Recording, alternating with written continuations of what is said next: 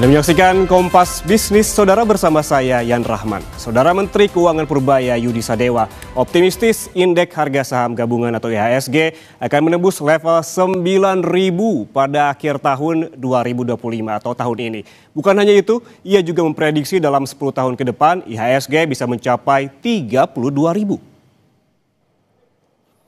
Purbaya mengungkapkan proyeksi ini adalah hasil pengamatan tren pasar modal dan siklus bisnis selama beberapa dekade terakhir. Mantan Ketua LPS ini juga menambahkan proyeksinya mengacu pada tren historis yang memperlihatkan bahwa IHSG dapat tumbuh 4 hingga 5 kali lipat dalam satu siklus bisnis. Meski demikian, Purbaya juga tidak menafikan adanya saham gorengan yang dapat mengganggu kinerja indeks dalam jangka panjang karena kenaikan artifisial. Namun Menteri Keuangan optimistis karena banyaknya saham fundamental bagus dengan kapitalisasi pasar yang besar.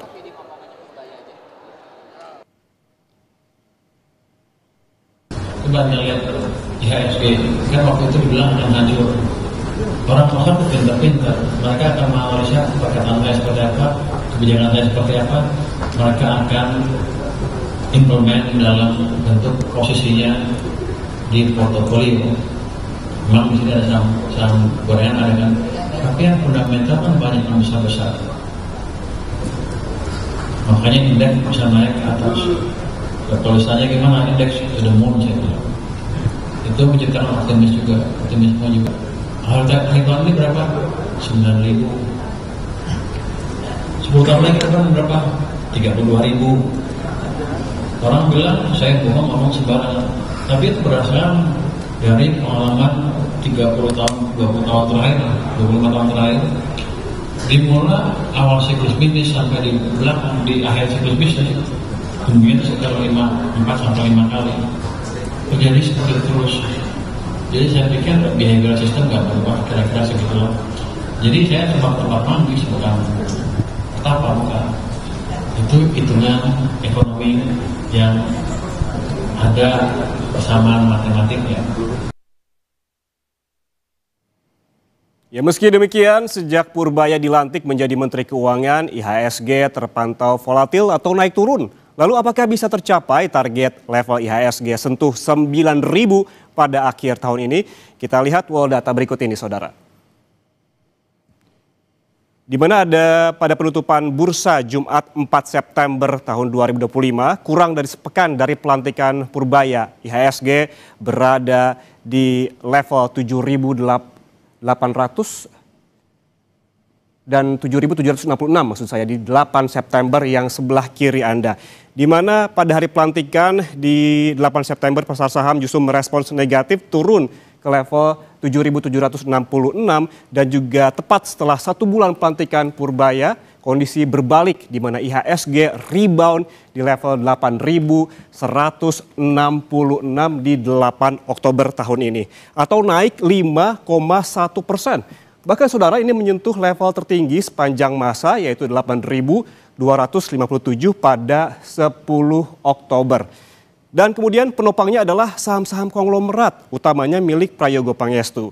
IHSG kembali menyentuh rekor tertinggi pada 23 Oktober di level 8.274. Kemudian pada penutupan bursa Jumat pekan lalu, IHSG turun tipis ke level 8.163. Lalu sebetulnya saudara ini seberapa besar pengaruh emiten-emiten milik Prayogo Pangestu terhadap naik turunnya IHSG selama sebulan terakhir? Kita lihat data selanjutnya. Nah, ini dia.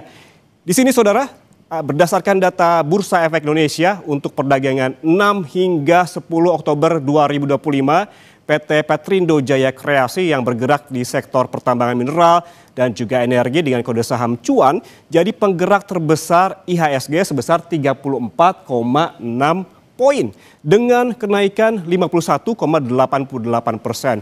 Ini disusul dengan Barito Pasifik dan juga Chandra Daya Investasi alias BRPT dan CDIA yang masing-masing berkontribusi 25,6 dan 17,1 indeks poin. Sementara itu saudara, Barito Renewable Energy atau BREN menyumbang 12,3 poin dengan kapitalisasi saham publik sebesar 173,16 triliun rupiah. Bukan hanya pengerek IHSG, saham-saham milik Prayogo Pangestu juga jadi biang keladi, di mana IHSG sempat ambruk pada akhir Oktober lalu. Lebih jelas kita lihat data berikutnya. Nah, di sini terlihat saudara ada fenomena tak biasa yang terjadi pada 27 Oktober di mana IHSG ambruk lebih dari 3% hanya dalam hitungan menit.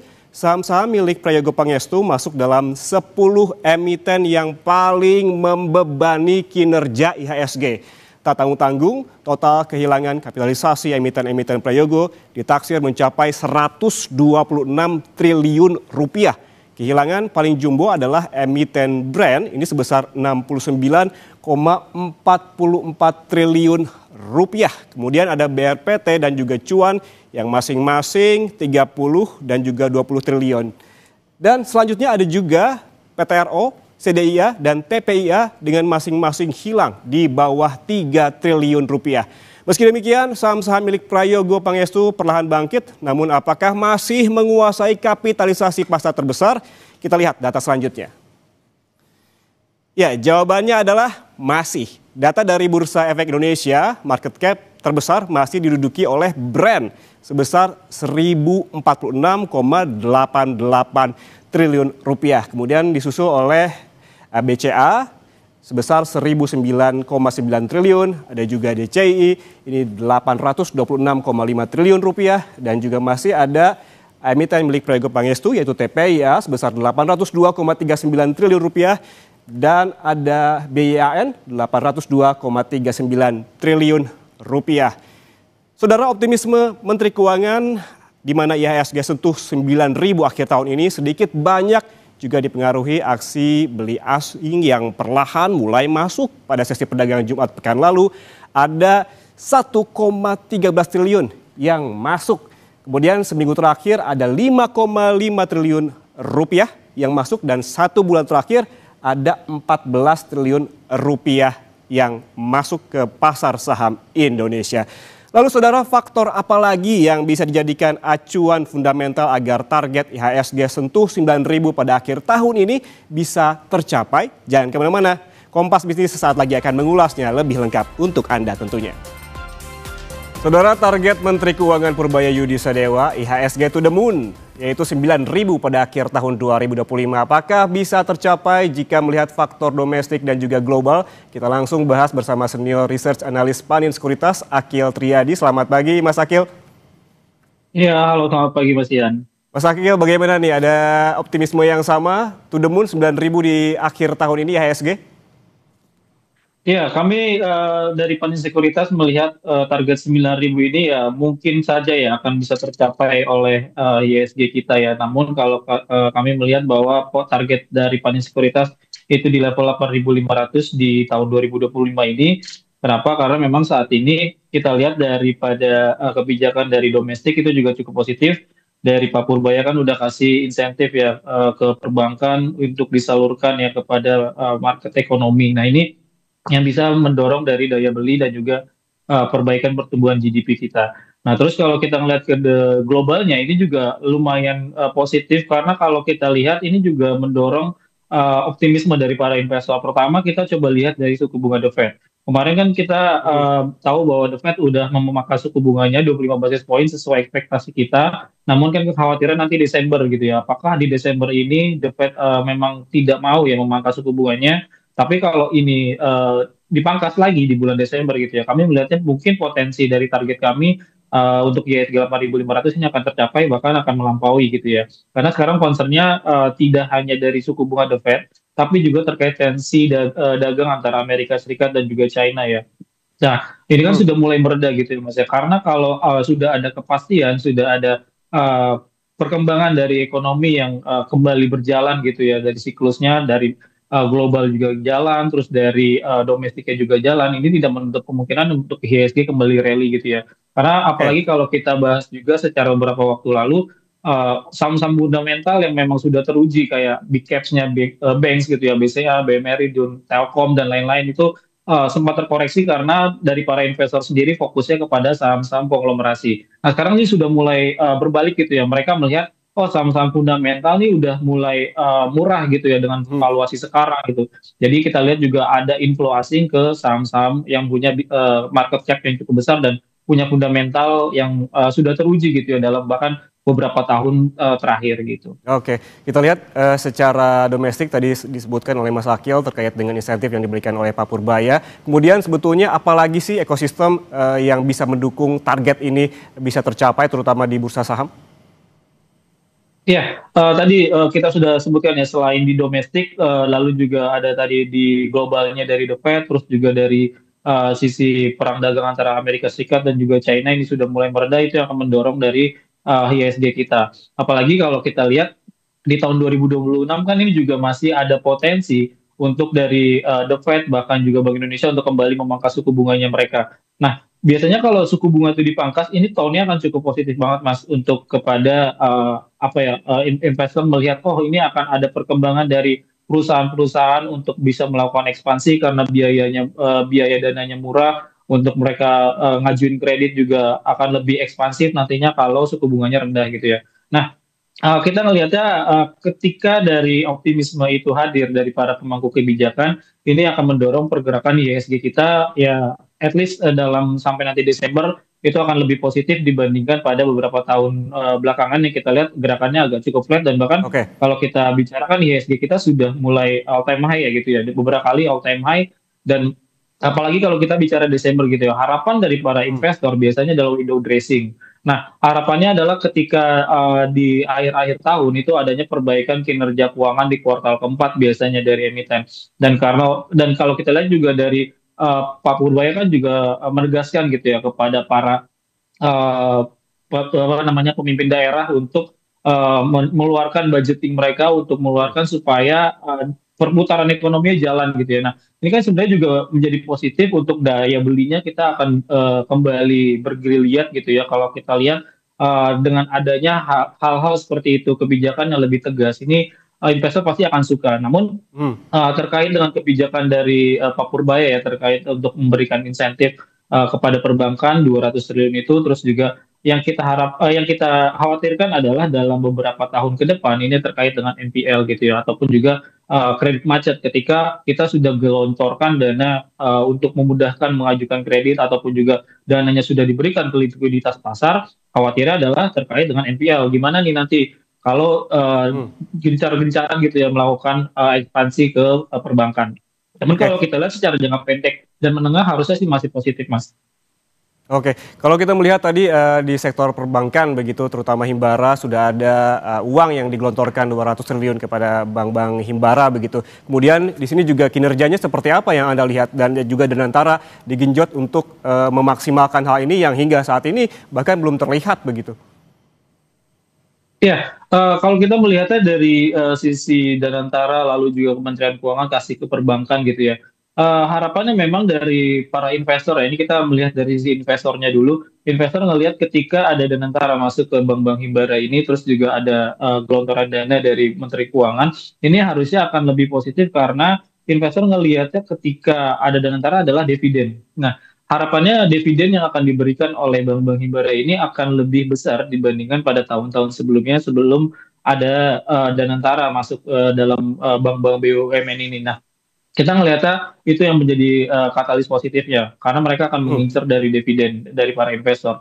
Terus kedua harapannya dengan adanya Pak Purba yang ngasih insentif seperti ini untuk pengajuan ataupun juga pertumbuhan kredit ini akan lebih positif dibandingkan dari ekspektasi pasar gitu ya. Kalau kita lihat ekspektasinya kan karena adanya perlambatan daya beli, perlambatan ekonomi, ekspektasinya adalah untuk pertumbuhan kredit itu hanya di sekitar 5-7% gitu ya. Nah, kalau ini agak cukup agresif gitu, sampai dengan kuartal 4 kan bahkan Pak Purbay sudah mewanti-wanti ya, pokoknya sampai kuartal keempat ataupun akhir tahun ini harus disalurkan seluruh dananya baik itu yang dia tegaskan kepada bank-bank himbara ataupun kepada kepala-kepala daerah. Nah, ini yang kita lihat bahwa itu akan menjadi investor akan positif melihatnya dan dia akan optimis ya melihat Oke. pertumbuhan ekonomi. GDP kan dari mereka juga bilang akan lebih di atas 5% gitu ya dan kita ngelihat itu juga possible banget ketika dari para pemangku kebijakan cukup positif untuk ke marketnya gitu ya. Bahkan Bank Indonesia pun juga sejalan gitu ya. Mereka sudah pangkas suku bunga beberapa kali di tahun ini. Harusnya ini akan lebih positif dalam jangka pendek dan jangka menengah kami melihat. Cuman Oke. yang perlu dipertanyakan adalah jangka panjangnya seperti apa nanti, apakah akan takutnya NPL perbankan meningkat ataupun juga terjadi inflasi, itu juga yang menjadi khawatiran pasar sebenarnya.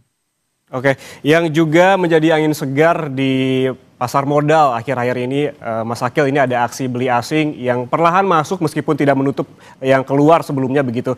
Dan yang masuk itu adalah didominasi oleh emiten-emiten blue chip. Apakah Anda melihat prediksi ke depannya justru angin berbalik arah dari emiten konglomerat kembali ke emiten-emiten blue chip?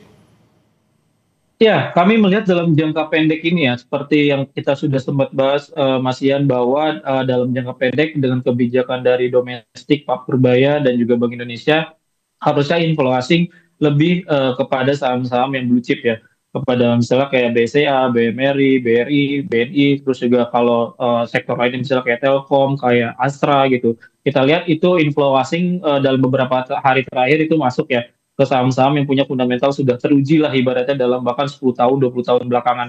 Nah, itu yang kami lihatnya adalah kenapa investor asing masuk ke dalam saham-saham tersebut sudah balik lagi gitu, walaupun kalau kita lihat secara prudent itu masih net sell gitu ya.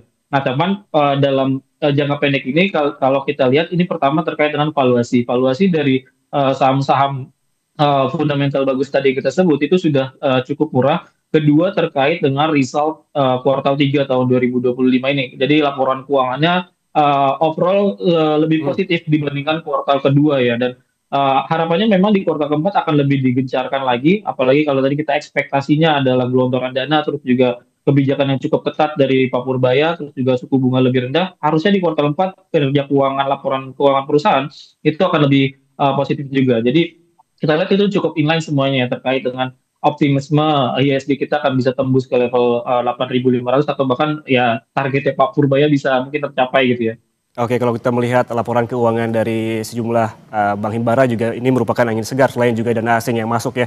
Tapi kalau kita bergerak lagi ke saham konglomerat ini Mas Akil, ini di akhir Oktober lalu ini sempat ambruk. Ini diduga dipengaruhi oleh Morgan Stanley Capital International yang akan mengumumkan indeks terbaru pada 5 November. Sebetulnya ini seberapa besar pengaruhnya?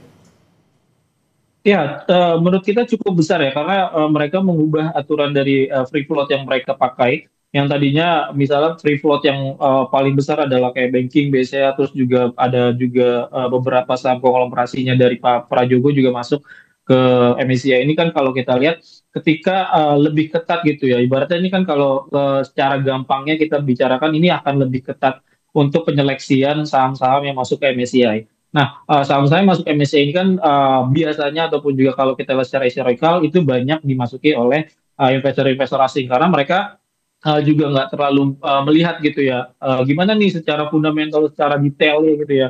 Nah, ketika sudah masuk MSCI Index biasanya itu akan fund manager akan terutama yang di asing ya itu akan lebih proven untuk bisa beli saham-saham yang masuk ke MSCI Index. Nah, ketika hal itu terjadi ya bahwa investor asing akan masuk ke MSCI Index itu, terus juga pengetatan dari klasifikasi untuk saham yang masuk ke MSCI Index, ini tentu akan lebih memberatkan saham-saham konglomerasi yang kita tahu secara fundamental belum begitu teruji dalam secara historikal. Nah, Oke. kita bicara historikal gitu ya. Tapi kalau secara jangka panjang, mungkin saja ke depan dari saham-saham tersebut juga punya fundamental yang bagus karena punya growth gitu ya. Nah, yang dilihat adalah dari MSCI ini apakah pengen growth yang cukup signifikan gitu ya, atau memang yang growth-nya stabil kayak saham-saham fundamental yang sudah teruji. Nah, kalau kita ngelihat ya secara jangka pendek ini, ketika adanya pengetatan dari klasifikasi MSCI Index, ini akan mendorong saham-saham yang punya growth yang cukup signifikan kayak saham-saham Pak Prajogo,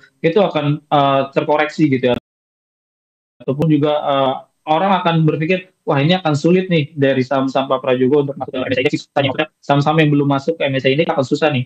Nah itu yang menjadi kekhawatiran investor. Tapi kita masih tunggu sebenarnya ini belum begitu final karena mereka akan coba hal itu di 2026 kalau nggak salah di bulan Mei untuk kebijakannya itu. Cuman untuk yang terbaru dalam waktu dekat ini tanggal 5 November akan ada pengumuman MSCI Index juga Mas. Jadi ini masih pakai peraturan yang lama mungkin ya, Tuhan.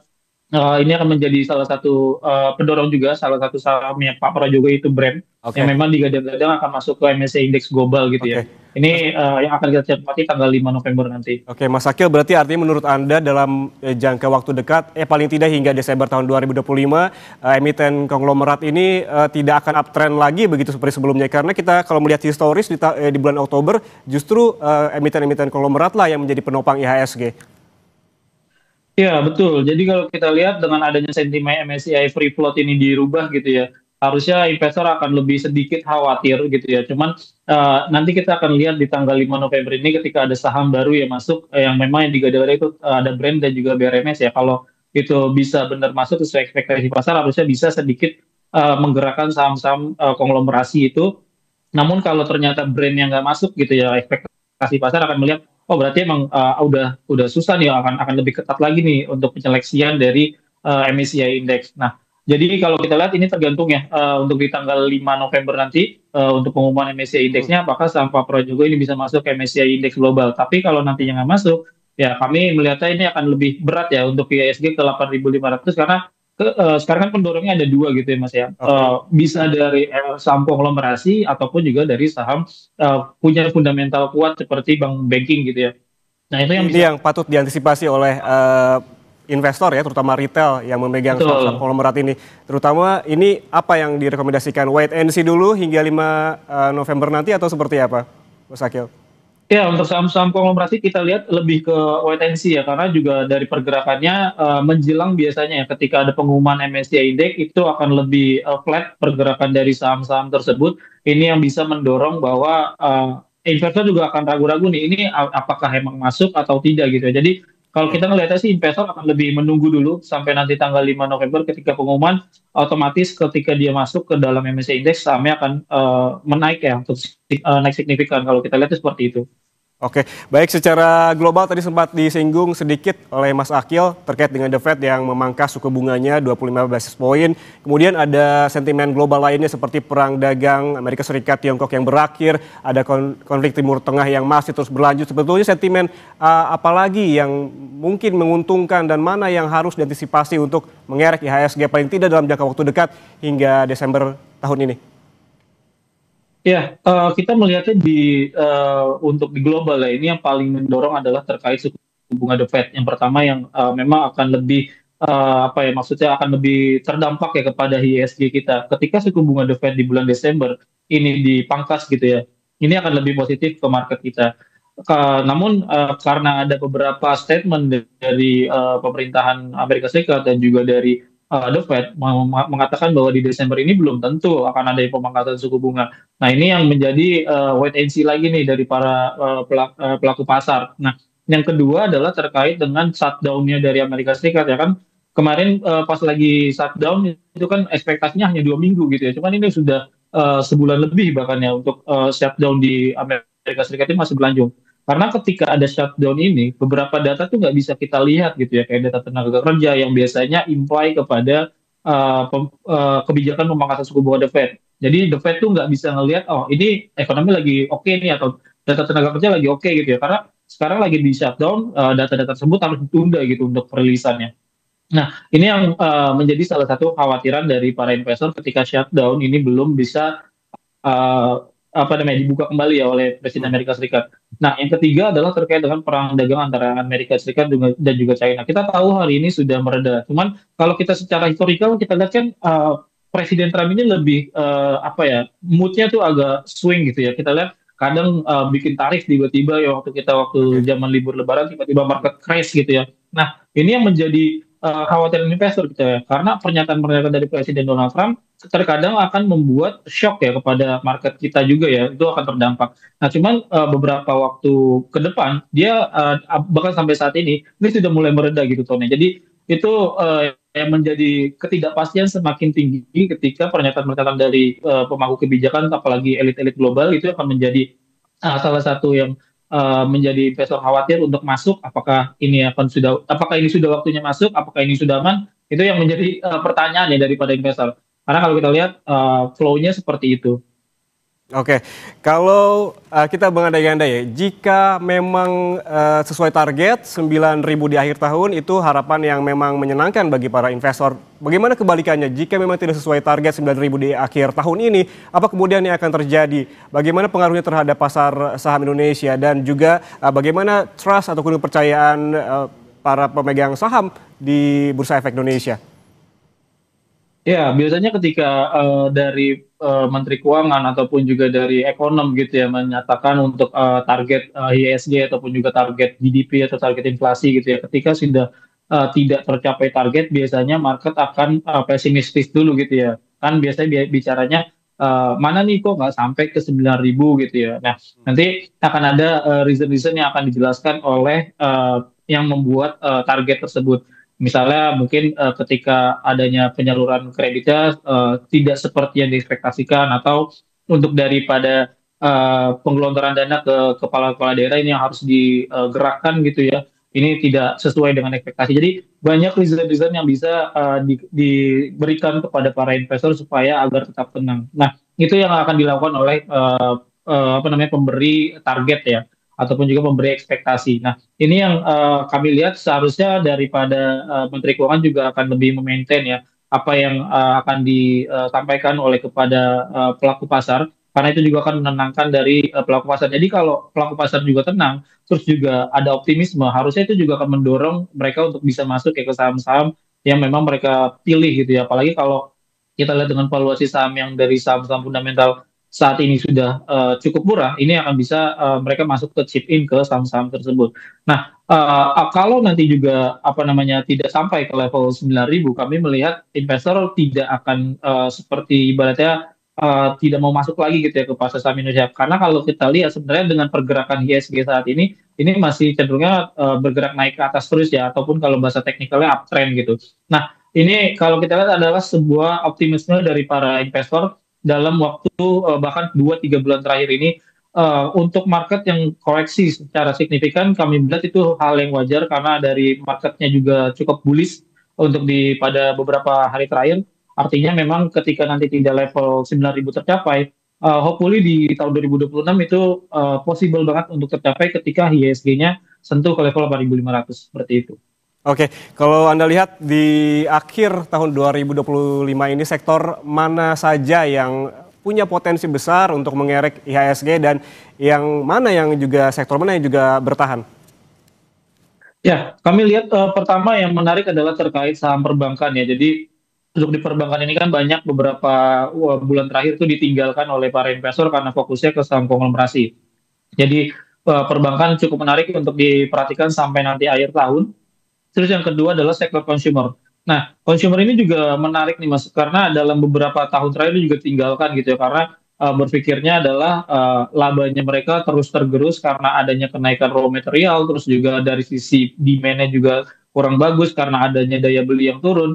Ini yang menjadi penopang kenapa saham-saham consumer itu ditinggalkan. Nah, kami ngelihat di sini di kuartal ketiga ini laporan keuangannya saham-saham consumer ini cenderung positif gitu ya. Kayak misalnya kita bicara tentang Unilever, terus juga apalagi saham-saham rokok gitu ya, kayak Gudang Garam, MSW itu naik cukup signifikan dalam beberapa hari terakhir karena dari sisi kebijakan Menteri Keuangan kan dari apa namanya pandangan dari para investor ketika dari Menteri Keuangannya sudah berganti, ini akan lebih positif katanya gitu ya, ketika bukan Ibu Sri Mulyani, emiten rokoknya akan lebih bergeliat. Nah, itulah yang diekspektasikan pasar. Terus itu akan ternyata terimply gitu ya di kuartal ketiga pendapatan dari Gudang Garam dan juga HMSP ini naik cukup signifikan, bahkan secara harapan cukai rokok di tahun 2026 ini tidak akan dinaikkan, itu juga akan menaikkan dari laba bersih mereka. Nah, itu yang akan jadi cukup menarik tuh saham-saham konsumer yang tadinya ditinggalkan.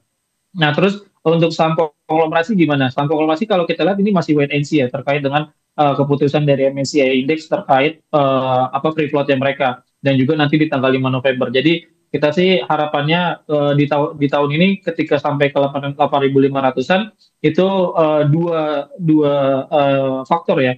Bisa dari saham-saham fundamental yang kuat itu kembali dilirik investor dan ditambah dengan dorongan dari saham konglomerasi itu bisa mendorong dari ISG mencapai level target kami. Oke, terakhir Mas Akil, kalau kita lihat selama 1 bulan lebih sejak pelantikan dari Pak Purbaya, Anda melihat ataupun menganalisa seperti apa IHSG? Kita tahu volatilitasnya cukup tinggi, sempat ambruk, juga sempat all time high begitu hingga hari ini. Seperti apa pandangan dan juga analisis Anda? Iya, kalau kita lihat kenapa IHSG pas lagi Pak Purbaya dilantik gitu ya, karena ada investor yang berpandangan bahwa ini akan tidak stabil gitu ya, karena dari Menteri Keuangan yang kita tahu dalam beberapa periode presiden berganti masih terus Bu Sri Mulyani gitu ya, tiba-tiba diganti itu karena itu terjadi shock ya pada pergantian kabinet ataupun juga pergantian Menteri Keuangan kemarin. Nah, cuman hebatnya adalah dengan adanya pergantian itu, Pak Purbaya ini memberikan statement-statement yang cukup optimis yang lebih pro kepada growth gitu ya, pertumbuhan yang signifikan, target 8% bahkan dia canangkan juga di beberapa tahun mendatang, dan target tahun ini pun juga cukup optimis ya menurut kita, ada di level di atas level 5% itu lumayan optimis dari Pak Purbaya. Jadi kita lihat dengan optimisme itu tinggal kita melihat apakah real yang diekspektasikan oleh Menteri Keuangan kita yang baru. Kalau itu memang inline ya dengan apa yang diekspektasikan oleh Pak Purbaya, harusnya market juga akan senang gitu. GDP-nya oke, inflasi terjaga, rupiah kita juga terjaga, harusnya dari sisi market akan happy gitu.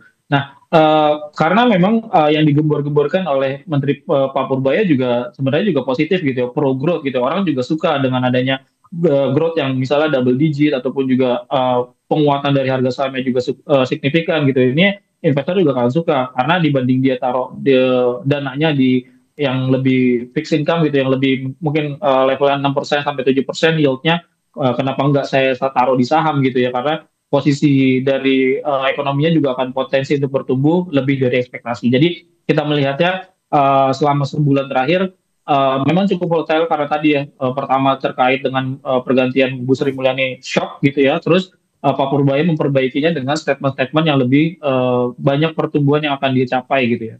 Oke, optimisme tetap ada dan juga target 9.000 IHSG di akhir tahun ini juga ya kurang lebih masih memungkinkan untuk dicapai dengan beragam faktor-faktor, tentunya sentimen-sentimen yang juga mendukung di dalam Bursa Efek Indonesia. Terima kasih atas waktunya bersama kami di Kompas Bisnis, analis Panin Sekuritas Akil Triadi. Sehat selalu. Terima kasih Mas Ian.